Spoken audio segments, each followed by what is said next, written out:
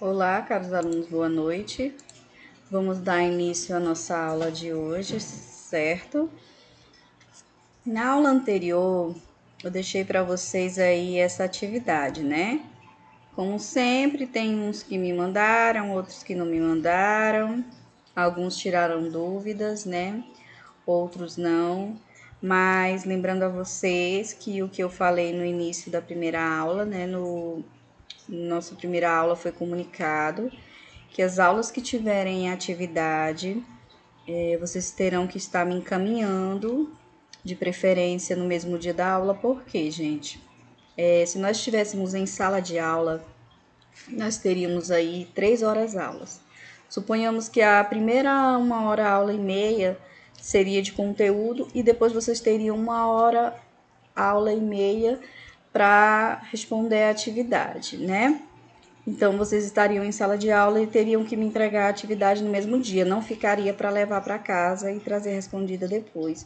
Então, se a gente for levar em consideração, meio que vocês têm tempo suficiente, vocês estão com 40 minutos de hora-aula, e o que seria até as 10 da noite a aula de vocês teriam tempo de estar respondendo essas atividades e estar me encaminhando. Eu sei que tem dificuldades para muitas vezes na internet para assistir, tem coisas que a gente tem como relevar, mas creio eu que a maioria deveria estar se esforçando aí, né, para poder estar me encaminhando essas atividades, porque essas atividades são essenciais para as notas de vocês, tá bom? Mas vamos lá. Vamos responder essa atividade aqui que eu passei na última aula para vocês. O que eu queria aqui? Classifique os elementos constantes, né, no quadro. 1 para positivo ou negativo, 2 para receita ou despesa. Nós sabemos que tudo que é positivo é uma receita, né? É tudo aquilo que entra. E tudo que é negativo é uma despesa, seria tudo aquilo que é pago, seria tudo aquilo que sai, certo? Aí nós temos o primeiro elemento aí, que já está respondido, né? Olha só, o primeiro elemento é aluguel. Aluguel é o quê? Negativo, né? Porque ele é algo que está saindo. E se ele é algo que está saindo, é algo que eu estou pagando, automaticamente ele é uma despesa, certo? Conta de luz. A conta de luz seria o quê? Negativo também, né? Porque se é algo que está saindo, é algo que seria que negativo e uma despesa, certo? Venda de mercadoria. Se eu vendi uma mercadoria, significa o quê? Que é algo que vai estar positivando o meu caixa, né? Algo que vai estar entrando para mim como dinheiro. Então, se é algo que está entrando e não saindo, ele é o quê? Positivo. E ele é uma despesa ou receita? O que é positivo, já havia falado para vocês, é uma receita. Conta de água. A conta de água é algo que eu estou pagando, então ela é negativa e é uma despesa. Multa de trânsito. Multa de trânsito é algo também que vai negativar aí meu patrimônio, meu balanço, né? Negativo. Se é negativo, é despesa. Descontos concedidos. Agora vamos lá. Eu estou dando desconto, né, para um cliente. Esse desconto é o quê? Negativo ou positivo? Se eu estou dando, vai diminuir na minha venda de mercadoria, certo? Vai diminuir no valor aquisitivo do meu produto que eu estou vendendo. Então, se diminui, ele vai estar o quê? Negativando, né? Isso? Negativo.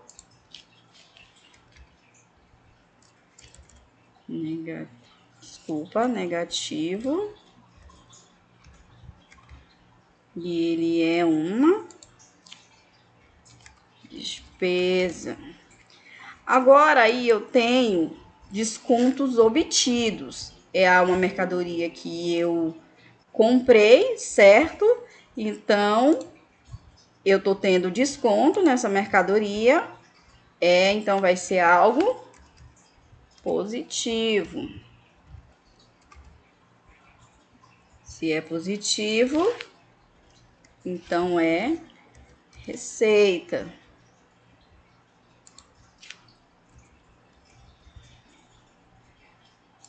Salário do mês. Salário do mês, eu tô falando de empresa, então são salários que eu tô pagando, certo? Seria isso mesmo. Salário do mês. Então seria negativo. Nossa Senhora. E uma despesa. Conta de telefone. Pagando conta de telefone. Tudo que sai, negativo. Uma despesa.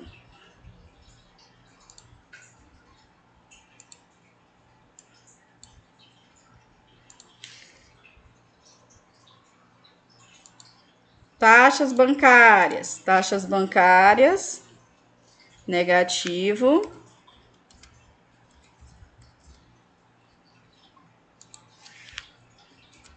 Despesa. ISS, né? O que é o ISS? Esse imposto sobre serviço, né? De qualquer natureza. Então, ISS, eu vou pagar esse imposto, ele é negativo. Despesa.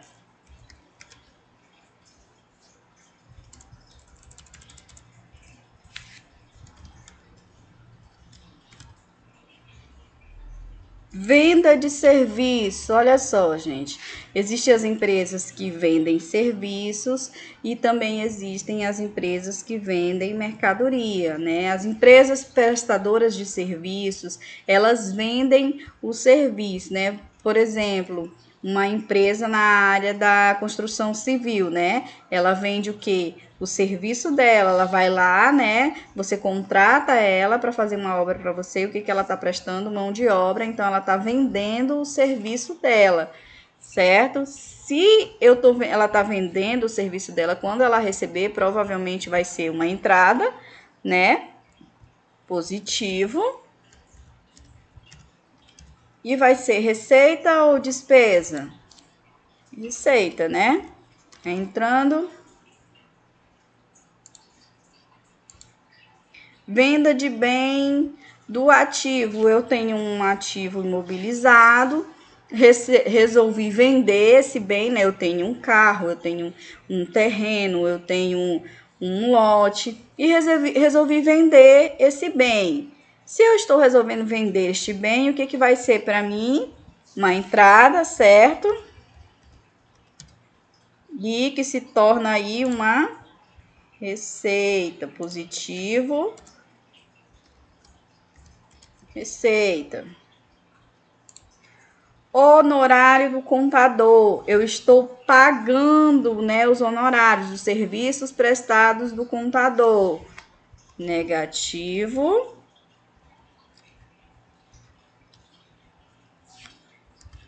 Despesa. INSS, o meu INSS, eu vou pagar o INSS, é um imposto que tem, né, o INSS. Então, se eu estou pagando, negativo, despesa, certo. FGTS, imposto também a pagar, negativo,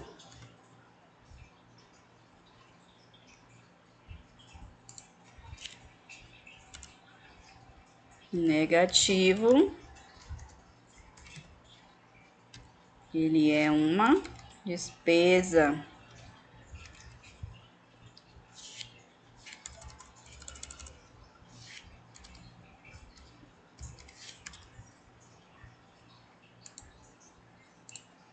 Comissões aos vendedores. Vou aí pagar o comissionamento dos vendedores. Vai o quê? Negativar, né? Meu caixa. E ele é uma despesa.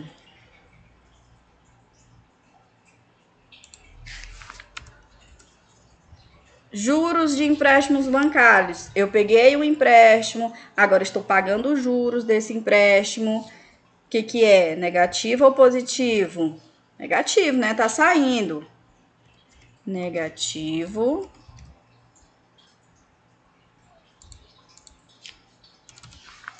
Despesa.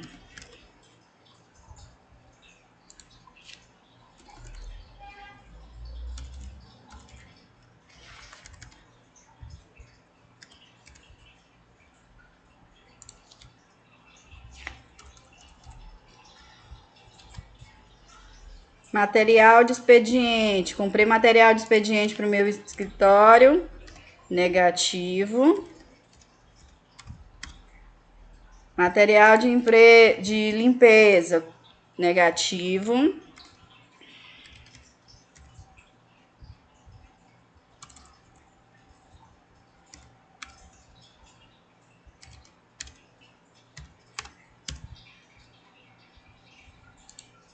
Venda de bem do ativo. Lá em cima tem, né? Venda do bem do ativo.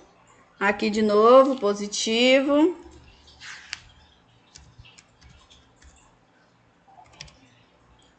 Propaganda e publicidade. É uma despesa que eu tô tendo, né? Então, negativo. Combustível. Negativo. Tudo que é negativo a gente já sabe, né? Despesa.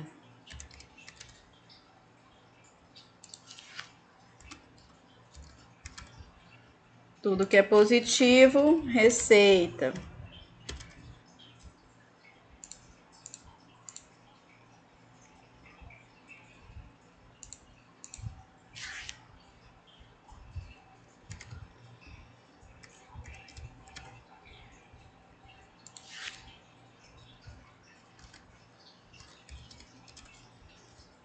Lanches e refeições, negativo.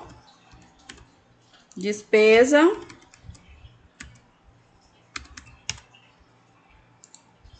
Seguro que eu vou pagar de um carro, seguro de vida dos meus funcionários, negativo. Despesa. E ICMS, que é o Imposto sobre Circulação de Mercadoria, também negativo. E uma despesa. Bem, gente, está respondida a nossa atividade aí, certo? E depois eu vou estar corrigindo de quem me passou, ok? Mas é isso aí. Vamos lá, nossa aula dá início.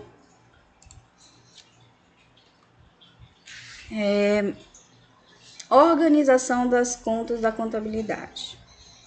Qual é o objetivo desta aula? É entender como se organiza as contas contábeis, né? Porque existem lá as contas, mas a gente não coloca ela de qualquer maneira, né? Existe uma forma padrão, uma previsão legal de se classificar as contas, né, da contabilidade, as contas do balanço patrimonial, né? Existe legislação paralegal referente a essa questão de organização das mesmas, e a gente vai saber qual é a base, né? Qual é a previsão legal para a organização dessas contas. Olha só, organização, previsão legal. Nos exercícios anteriores, você precisou descobrir pelo nome onde classificar as contas. Precisou também identificar se o elemento era positivo ou negativo. Para não encontrar então encontrar o quê? O saldo patrimonial. Tudo isso para evitar que as contas fossem lançadas de formas aleatórias na contabilidade, ou seja, para haver um ordenamento lógico das contas e padronização da apresentação das demonstrações contábeis. As demonstrações contábeis, elas têm uma finalidade específica e uma norma legal orientando a organização das informações a serem dispostas do documento. Isso é importantíssimo para que o profissional tenha agilidade na busca de informações que interessem a ele, facilitando a leitura e a interpretação. E assim evita a diferenciação nas formas de apreciação. E o tornaria o documento, que nesse caso, né, tornaria a leitura do documento difícil de se entender, de interpretar, se não tivesse essa organização padrão, né? Já pensou se todo mundo lança lá, faz um balanço patrimonial da forma que quer, da forma que acha que tem que ser? Aí como é que como é que uma pessoa que trabalha em determinada empresa ia fazer a leitura de um balanço patrimonial trabalhando em outra empresa, né? Então daí existe-se a forma padrão de organizar as contas para que a gente possa interpretar, para que a gente possa fazer uma leitura legível, né? Entendível, no se dizer o caso. Visando adequar a contabilidade nacional, os padrões internacionais e também da eliminação de obstáculos que dificultavam o acesso das empresas brasileiras no mercado internacional, foi aprovada a Lei de 11.638, que alterou parcialmente a 6.000, né, conhecida como Lei das Sociedades Anônimas, aplicada igualmente às demais empresas. Algumas alterações também foram feitas pela Lei de 11.941, seguindo a mesma tendência de padronização internacional. A Lei 6.404/76, que continuava em vigor com as devidas alterações da nova lei, na seção 2, que trata as demonstrações financeiras das empresas, apresenta as disposições gerais no seguinte texto. Olha só, essa padronização, ela é internacional, ou seja, uma pessoa que trabalha com contabilidade no Brasil, ela consegue trabalhar com a contabilidade no exterior, né? Porque é uma forma padrão, muitas vezes basta você também saber a linguagem, né? Você sabendo a língua, por exemplo, você vai para os Estados Unidos trabalhar como contador, se você souber falar inglês, você vai entender um balanço patrimonial de uma empresa americana, certo? Porque aquilo ali é padrão, é internacional. Olha só, e a lei que propõe isso, ela é a lei 6.404, certo? E foi revogada pela 11.941.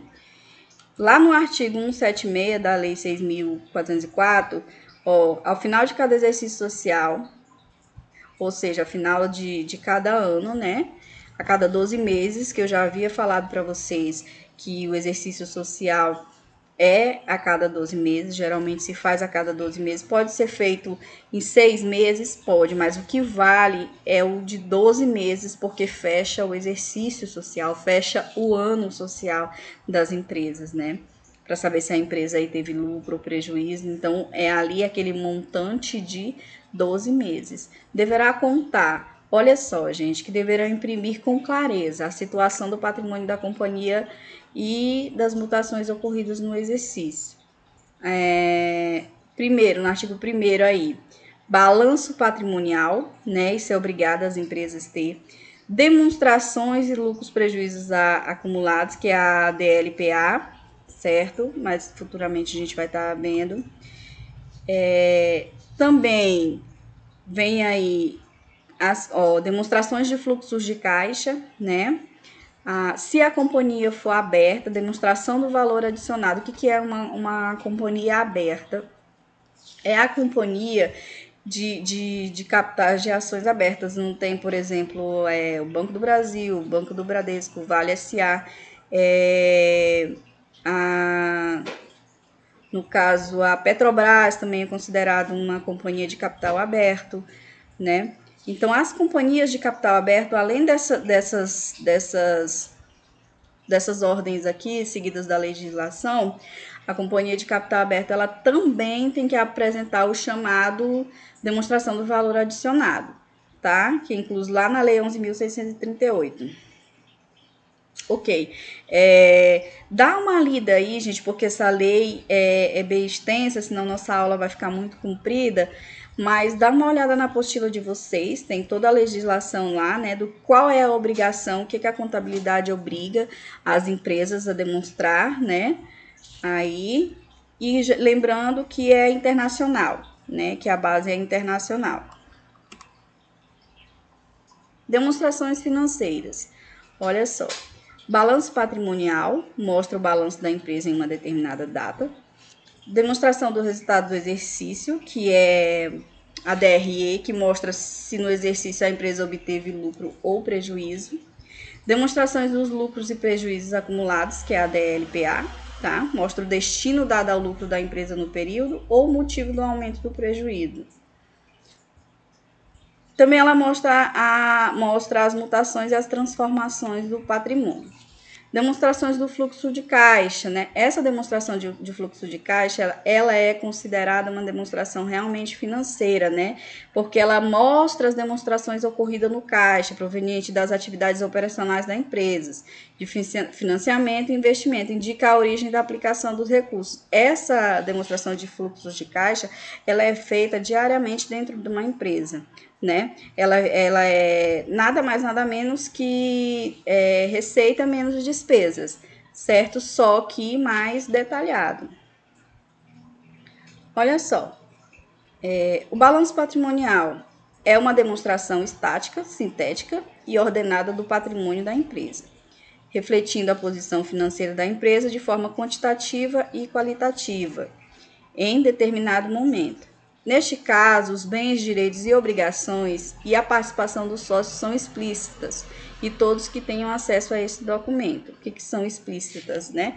Elas são ali coisas bem claras, né? E elas têm que ser claras para todas as pessoas que têm acesso a esse determinado documento, que é o balanço patrimonial da empresa. Seguindo a Lei 6.404, as suas alterações, as contas do ativos, que são as contas do ativo, já sabemos que são bens mais direitos, né? Seguirão a ordem decrescente de liquidez, ou seja, elas serão registradas primeiramente as contas que mais rapidamente se transformam em dinheiro, recurso líquido e certo para a empresa. Olha só, o balanço patrimonial, né, a primeira parte dele aí é o ativo, que são os bens e os direitos. Essas contas têm padronização também, segundo a lei aí, 6.404/76, certo? Que qual é a padronização? A padronização dela ela é por tempo decrescente de liquidez, certo? Primeiro, as contas que você tem mais acesso, né? Tem de liquidez rápida, por exemplo, a primeira ali vem as contas do caixa, depois as contas dos bancos, certo? Tudo aquilo que fica disponível para você com um tempo mais rápido, né? Melhor forma de se definir. Eu preciso de dinheiro com urgência. Tem aí a primeira conta, o caixa. Depois, no caixa não tem o suficiente, então tem a conta banco. E aí vai, né? Essa é a forma padrão, lembrando que é uma lei, né? Existe a lei aí para se padronizar isso, não é nada criado, é inventado, é legal, tá? O grupo das contas lá, ó, já fica no artigo 178 do balanço, né? As contas elas serão classificadas segundo os elementos do patrimônio que registre agrupados de modo a facilitar o conhecimento e a análise da situação financeira da companhia. Primeiro de tudo vem o ativo circulante. O que é o ativo circulante? Que ele vai ser ali composto pelo, como eu disse, a disponibilidade, né? O ativo circulante, ele tem o caixa, né? Ele tem as contas bancos, depois ele vem clientes, pode vir aí aplicações financeiras, dependendo da disponibilidade de cada um. Primeiro, né, ativo circulante. Segundo, ativo não circulante, né?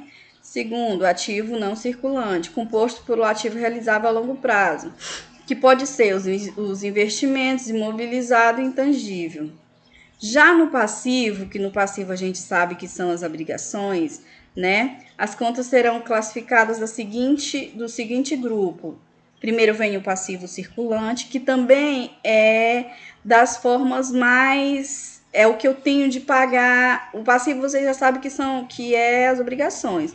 Então, são o quê? As formas que eu tenho que pagar mais rápido. O que eu tenho que pagar mais rápido? O que eu tenho que pagar de prioridade, ele vai para o passivo circulante, que podem ser os salários a pagar, os impostos a pagar, os fornecedores a pagar, os fornecedores dentro de um período de 30 dias que eu tenho que pagar, ele vai para o ativo circulante, né? Para o passivo circulante, desculpa.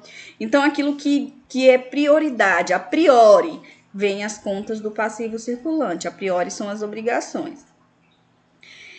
Segundo, passivo não circulante, né? Que ele foi incluído pela Lei 11.941 de 2009. O passivo não circulante, gente, são aquelas contas que você paga que passou do exercício, passou do período, certo? Um financiamento a longo prazo. Os 12 primeiros meses, ele fica aqui no passivo circulante. Passou de 12 meses, se for um financiamento a longo prazo, ele já vai ser lançado aqui, ó, no passivo não circulante. Os 12 primeiros no circulante e o restante no passivo não circulante, ok? Temos aí o patrimônio líquido. O patrimônio líquido, ele é provido de quê? Ele é formado de quê? Ele é de capital social, ele é de reserva de capital, ajustes das avaliações patrimonial, reservas de lucros, ações em tesouraria e prejuízos acumulados, né? Isso tudo aqui, gente, é jogado lá no patrimônio líquido. Tudo isso, na realidade, ele faz parte do patrimônio líquido da empresa. Então, capital social, 50 mil. Capital social faz parte do patrimônio líquido. Reserva de capital, 10 mil. Reserva de capital faz parte do patrimônio líquido, tá? Os saldos devedores e credores da companhia não tiver direito de compensar serão classificados separadamente. O ativo, lá no artigo 179, as contas do... Isso aqui está repetido. Antes de falar das principais contas patrimoniais, é importante conceituar a origem da aplicação dos recursos, né? Origem de recursos, o que seria? Seria de onde a empresa está conseguindo capital para investir na empresa, né? Por isso também é conhecida como fonte de recurso e pode ser dividida em capital próprio, capital de terceiros. Nenhum recurso ingressa na empresa sem passar pelo passivo ou pelo patrimônio líquido, né? Ou seja, se é capital próprio, está alocado no patrimônio líquido. Se é capital de terceiros, está alocado lá no passivo circulante ou não circulante. Como, professora, se é algo que entrou, é algo que compõe a minha empresa? Tudo que vem de origem de recursos tem que vir de algum lugar, certo? Por exemplo, fornecedores, né? Para te vender a tua mercadoria, primeiramente, tu tens que comprar.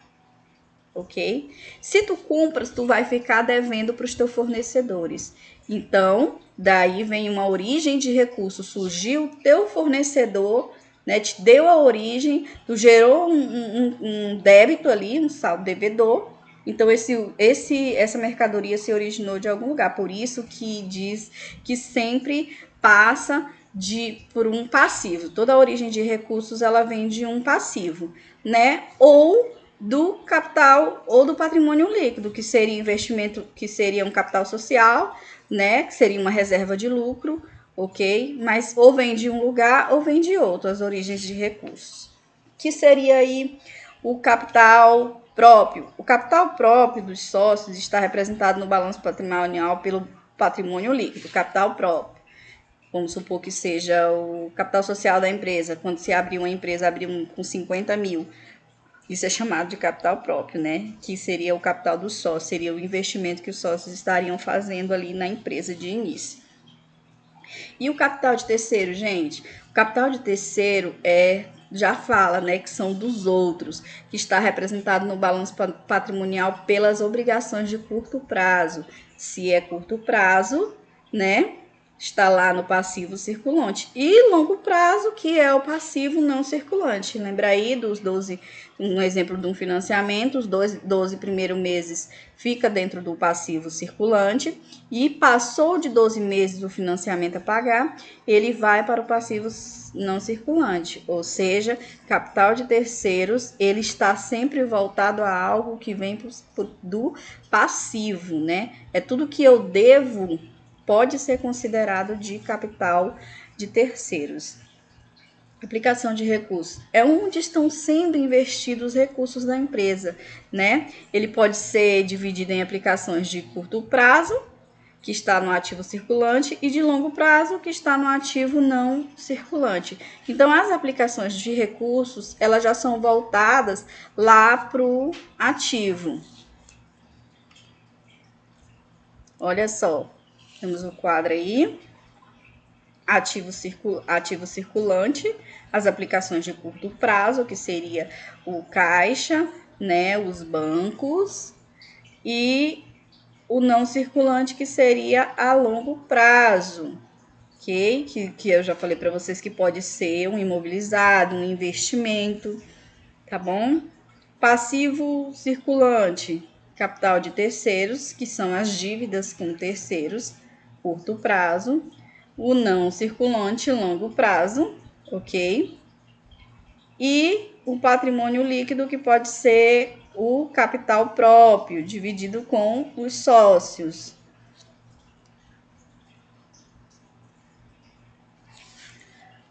Contas do ativo, bens mais direitos. Especificamente nesta aula, nós vamos tratar as contas do ativo que pertence ao grupo patrimonial do ativo. Você entenderá como elas são classificadas. Relembrando, no ativo as contas representam os bens e direitos. São organizadas em ordem decrescente, dependendo do seu grau de liquidez, certo? Acho que vocês nunca mais vão esquecer isso, que ativos são bens e direitos e patrimônio são as obrigações e passivos são as obrigações, mais o patrimônio líquido, né? É algo que vocês já vão gravar aí na memória de vocês, vão levar para o resto da vida. Grau de liquidez. As contas do ativo representam os bens e direitos e são organizadas em ordem decrescente do grau de liquidez. O que é o grau de liquidez? É a possibilidade de componentes se transformarem ou se realizarem em dinheiro. Os estoques de mercadoria, por exemplo, serão transformados em dinheiro quando vendidos à vista. As duplicatas, né, a receber quando forem recebidas e assim por diante. A classificação das contas do ativo, as contas do ativo são classificadas em dois grupos, ativo circulante e ativo não circulante. Já falamos isso anteriormente há pouco, né? Olha só. São classificadas nesses grupos as contas que devem circular e girar no máximo até o próximo exercício social, ou seja, tem uma rotação rápida e devem se transformar em dinheiro até o final do exercício subsequente. Ó, o recebimento dentro do ano, ele fica aí no circulante a curto prazo, né? Que o recebimento até no próximo ano. Então, dentro dos 12 meses, tudo que eu tenho para receber, tudo que vai entrar para mim, ele fica dentro do ativo circulante, certo? Passou disso, o recebimento após o próximo ano, ele já vai para o não circulante a longo prazo. Professora, dá um exemplo. Eu tenho uma empresa que é uma financiadora de carro, né? Eu tenho para receber do meu cliente, vendi um carro aí em 36 parcelas para ele, né? 36 parcelas fixas. As 12 primeiras parcelas eu vou jogar elas dentro aqui, ó, clientes a receber, duplicatas a receber, dentro dos 12 meses, né, de 2020. Passou das 12 parcelas, gente, eu já vou jogar lá no ativo não circulante, né, que é o chamado a longo prazo. Olha, eu tenho mais as 12 primeiras, eu joguei aqui no ativo circulante, duplicatas a receber, 15 mil, suponhamos, e aí o restante, as 24 parcelas, eu já vou jogar no ativo não circulante, né? Que é a longo prazo. Passou disso, passou de um ano, ele vai para o ativo não circulante. As principais contas do ativo não circulante. do ativo circulante. Disponibilidades. As disponibilidades são as principais contas do ativo circulante. As disponibilidades. Neste subgrupo, são classificadas as contas que possuem um maior grau de liquidez, dentre as demais contas do ativo. Elas representam disponibilidades imediatas e quase imediatas. As disponibilidades imediatas correspondem ao dinheiro que a entidade tem no caixa ou depositado em conta corrente bancária, pois pode lançar mão desses valores imediatamente. Disponibilidade quase imediata são os valores que, embora disponíveis, necessitam de alguns dias para serem resgatados ou para serem liberados, como ocorre com as aplicações de curtíssimo prazo e com valores em trânsito.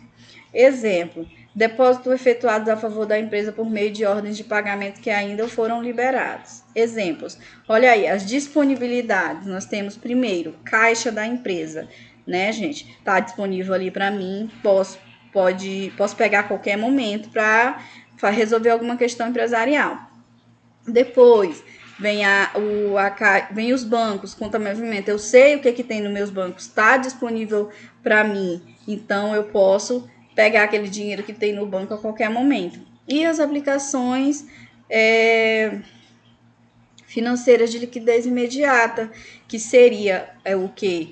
Essas aplicações, porque existem aplicações que você investe o seu dinheiro, que a empresa investe o dinheiro, e ela só pode recuperar muitas vezes num período de 24 meses, num período de 1 ano. Então, essas não são consideradas disponíveis, mas tem aplicação que você aplica hoje e pode estar resgatando o valor amanhã. Então, esse tipo de aplicação, ela pode estar lá no grupo do disponível, tá? 2, o segundo grupo aí, o subgrupo do ativo circulante. Contas a receber ou recuperar. A expressão a receber ou recuperar deixa claro que se trata de um direito, certo? Já falamos de direito, é algo que você tem a receber, é um direito que você tem a receber, certo? E será classificada no ativo circulante se o recebimento ocorrer no curto prazo. As contas a receber, elas representam normalmente um dos mais importantes ativos da empresa em geral. São valores a receber decorrentes de vendas a prazo de mercadorias e serviços de clientes, ou oriundos de outras transações. Essas outras transações, elas representam o objetivo principal da empresa, mas não normais inerentes às suas atividades. Por esse motivo, é importante a segregação dos valores a receber, relativos a seu objetivo principal, que seria os chamados clientes. Os clientes jogados lá no ativo circulante é o mesmo contas a receber, tá, gente?